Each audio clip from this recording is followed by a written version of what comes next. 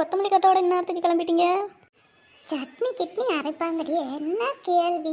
ஆனால் குழம்புக்கு எதுனா தாளிக்கைக்குள்ள போடுவாங்க. கொத்தமல்லி என்னத்துக்குன்னு கேட்குற? அது சரி, முன்ன பண்ணி சோறாக்குனா தானே உனக்கு அதை பற்றிலாம் என்ன ஏதுன்னு தெரியும்.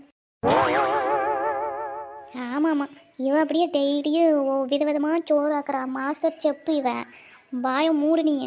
ஏம்மா 2 பேரும் நிறுத்துங்கம்மா, ஆரம்பிக்காத. நானும் சரி மாவு கிடைக்குது, கொத்தமல்லி சட்னி அரைச்சி விடலான்னு வாங்கிட்டு போகிறேன்.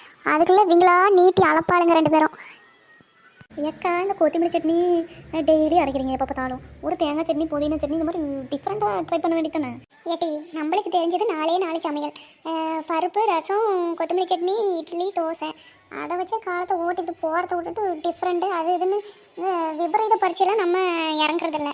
நீ என்னமோ செய்ய, டெய்லி ஒன்று விதவிதமாக செஞ்சு கூட எடுத்துகிட்டு வந்து கொடு, நானும் சாப்பிட்டு எப்படிக்குதுன்னு டேஸ்ட்டு சொல்கிறேன். யார் இவ?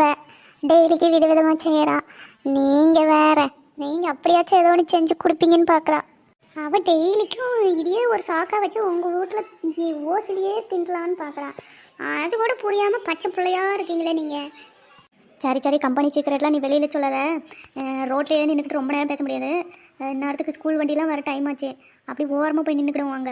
அப்படிக்கா போய் ஓரமாக நின்றுக்கிட்டு நாயம் பேசுகிற அளவுக்குலாம் நேரம் இல்லை, எனக்கு வேலை கிடக்கு. இல்லை, நானும் தெரியாமல் தான் கேட்குறேன். எப்போ பாரு வேலை கிடக்குங்கிறீங்களே. அப்படி என்ன தான் வேலை கிடக்கு? எப்போ பாரு சோறு குழம்பு செய்கிற வேலையே தான். அதை விட்டா அப்புறம் சும்மா தூங்குறது. இது ஒரு வேலை கிடக்குன்னு கொஞ்ச நேரம் டைம் பாஸுக்கு கதை பேசணும். இல்லைன்னா மண்டை மூளை வெளியே வந்து மூளை கொட்டி போயிரும் பார்த்துக்கிடுங்க. அடிக்கிற வெயிலில் உங்கள் 2 பேருக்கு தான் மண்டை மூளை எங்கேயும் கழுண்டு வெளியே ஓடி போச்சு ஆட்டுங்குது.